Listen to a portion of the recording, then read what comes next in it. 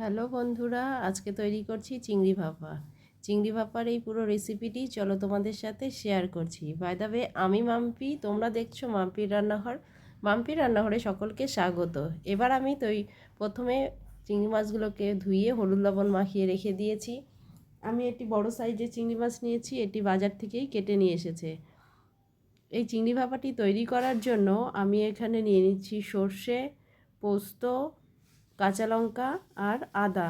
সর্ষেগুলোকে আমি একটু জল দিয়ে ধুয়ে নিচ্ছি, কারণ সর্ষের মধ্যে অনেক ধুলো ময়লা থাকে। ধোয়া হয়ে গিয়েছে, এবারে আমি মিক্সার গ্রাইন্ডারের মধ্যে দিয়ে অল্প পরিমাণে জল দিয়ে একটি মিহি পেস্ট তৈরি করে নিচ্ছি।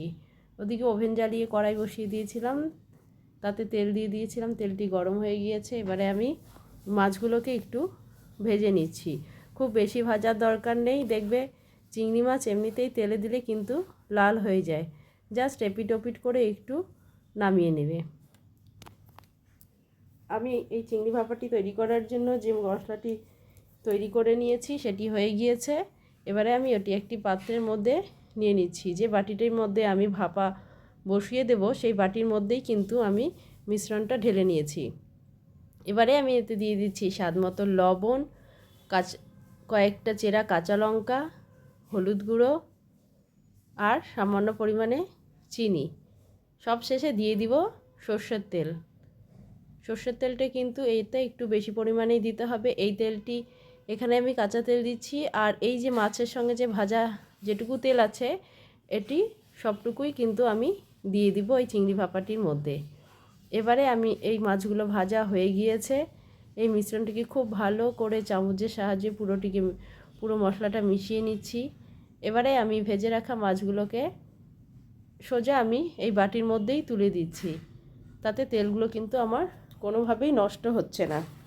দেখো বন্ধুরা, মাছগুলো কিন্তু জাস্ট এপিট ওপিট করে ভেজে নিয়েছি। এবার তেল শুদ্ধ সম্পূর্ণ মাছগুলো দিয়ে চামচ দিয়ে আবারও ভালো করে নেড়ে চেড়ে আমি মাছের সাথে মশলাগুলোকে মিশিয়ে দিচ্ছি। ওদিকে আরেকটি কড়াই বসিয়ে দিয়েছি, তাতে জল দিয়ে দিয়েছি। জলটি কিন্তু একদম আন্দাজ মতো দিতে হবে, যাতে বাটিটার হাফ বাটি মতো নিচে জল থাকে, হাফ বাটির নিচে জল থাকে। জলটি একটু গরম হতেই আমি বাটিটি এবারে বসিয়ে দেব।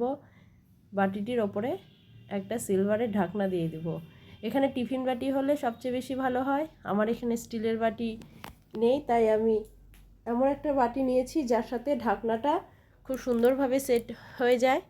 এবারে আমি বাটিটি বসিয়ে দিচ্ছি, দিয়ে এবারে ঢাকনাটি দিয়ে ওপরে সম্পূর্ণ কড়াইটিকে ঢাকার জন্য আরেকটি ঢাকনা আমি দিয়ে দিব। দিয়ে গ্যাসের ফ্লেমটাকে একদম মিডিয়ামে করে দেব। এতে আমি 10 থেকে 15 মিনিটের জন্য রেখে দেব। 10-15 মিনিট পরে আমি গ্যাসটি বন্ধ করে দিয়ে আরও 5 মিনিট রেখে 5 মিনিট পরে আমি ঢাকনাটি নামিয়ে নিচ্ছি। এবারে আমি দেখিয়ে দিচ্ছি, দেখো কত সুন্দর হয়েছে এই চিংড়ি ভাপাটি। এবারে আমি গরম জল থেকে বাটিটি নিচে নামিয়ে নেব। খুব সুন্দর হয়েছে এই চিংড়ি ভাপাটি। তো বন্ধুরা, আমার এই রেসিপিটি আশা করি তোমাদের ভালো লেগেছে। এই রেসিপিটি যদি তোমাদের ভালো লেগে থাকে তাহলে অবশ্যই বাড়িতে তৈরি করার জন্য অনুরোধ রইল। সাথে আমার এই চ্যানেলটি লাইক, শেয়ার, কমেন্ট এবং সাবস্ক্রাইব করে দিও। আরও নতুন নতুন রেসিপি পেতে অবশ্যই আমার পাশে থেকো।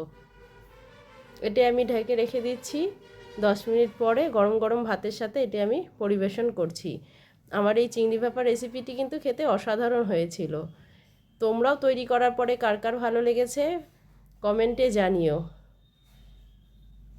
আজকের মতো এখানেই শেষ করছি। আবারও নতুন নতুন রেসিপি নিয়ে হাজির হয়ে যাব তোমাদের জন্য। দেখা হচ্ছে পরের রেসিপিতে।